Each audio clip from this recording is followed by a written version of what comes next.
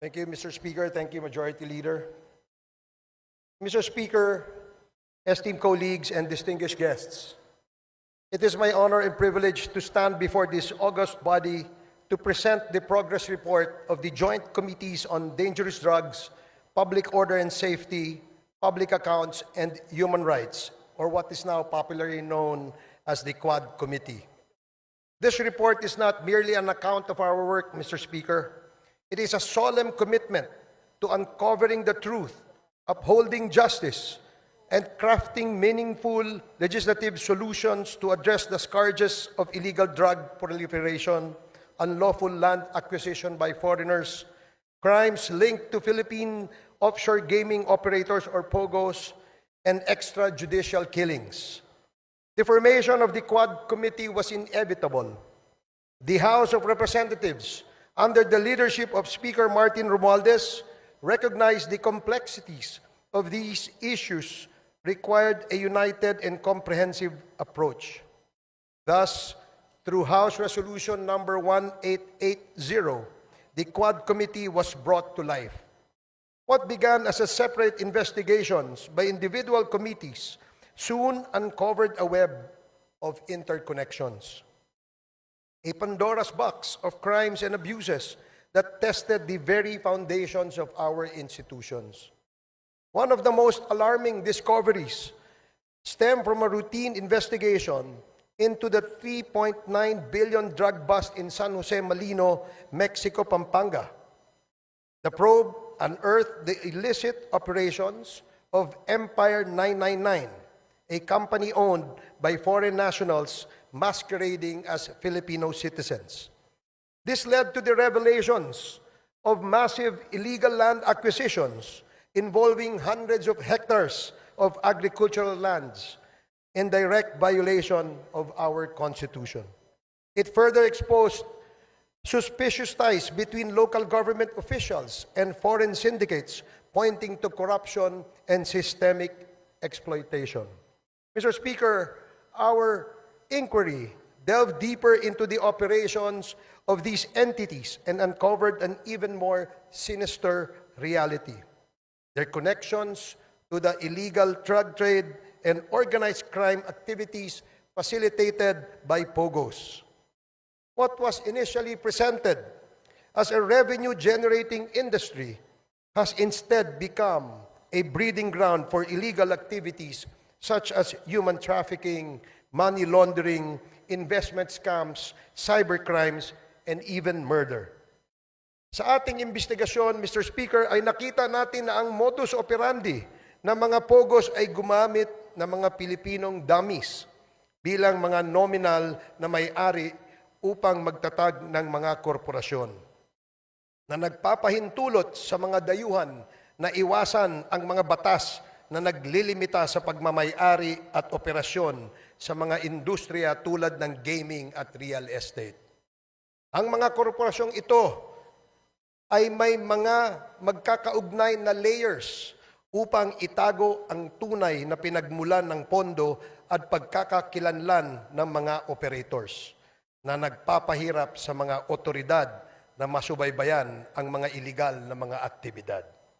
Mr. Speaker, ang mga POGOs na ito ay naguhugas ng pera mula sa mga krimen tulad ng human trafficking, illegal na pagsusugal, bentahan ng droga at cybercrimes sa pamamagitan ng pagpapadaan ng pondo sa mga bank account, pagbili ng ari-arian at iba pang mga instrumentong pinansyal na pinapalabas na lehitimong operasyon ng kanilang mga negosyo. Ang ganitong layering ay hindi lamang nagtatago sa iligal na pinagmulan ng pondo, kundi pinapaliit din ang binabayarang buwis at pinoprotektahan ang mga operator mula sa pagkakadiskubre. Mr. Speaker, karaniwang pinapadali ang mga iskim na ito ng mga tiwaling opisyal at empleyado ng ating gobyerno, ng ating mga regulatory agencies at mga institusyong pinansyal kapalit ng suhol na naglalagay sa peligro ng sistema ng batas at pananalapi sa ating bansa. But perhaps the most chilling revelations, Mr. Speaker, pertains to the extrajudicial killings that have scarred our nation's history. The investigations brought to light a harrowing narrative of abuse of power and institutional impunity during the Duterte administration. Witness testimonies corroborated by evidence revealed a system that incentivized the killing of suspected drug personalities, a system modeled after the so-called Davao template and replicated nationwide.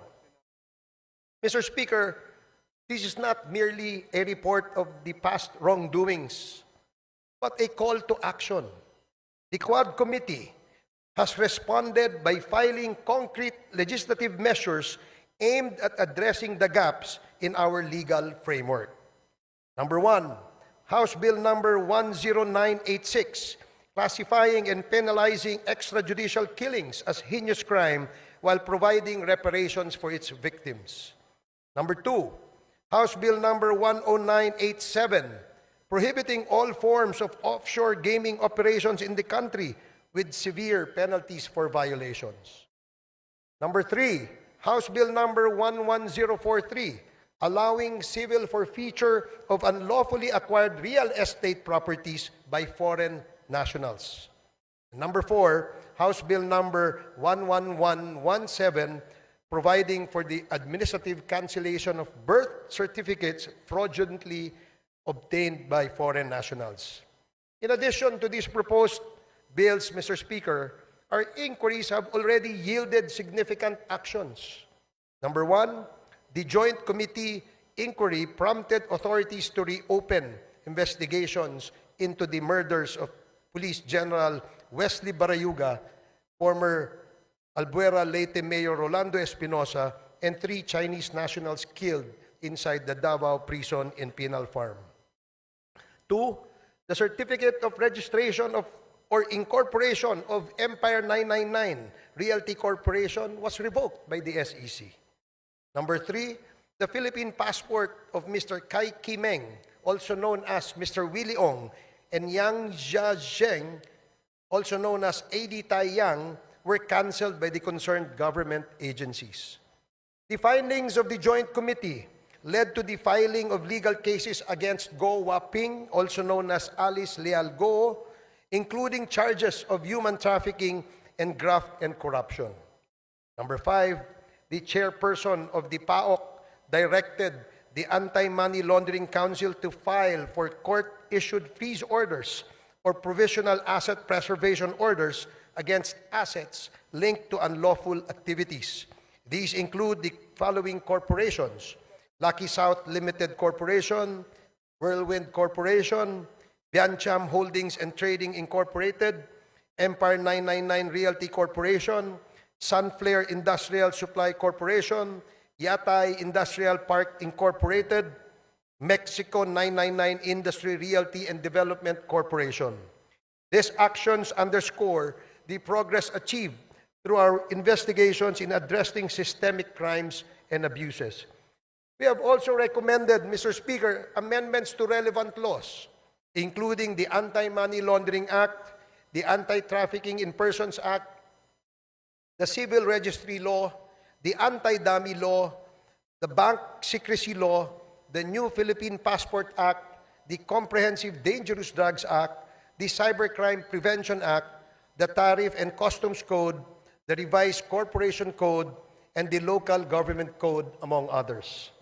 Mr. Speaker, in total, we have recommended at least 30 proposed legislations, and these measures aim to strengthen our legal frameworks and ensure that such abuses and misdeeds are prevented in the future.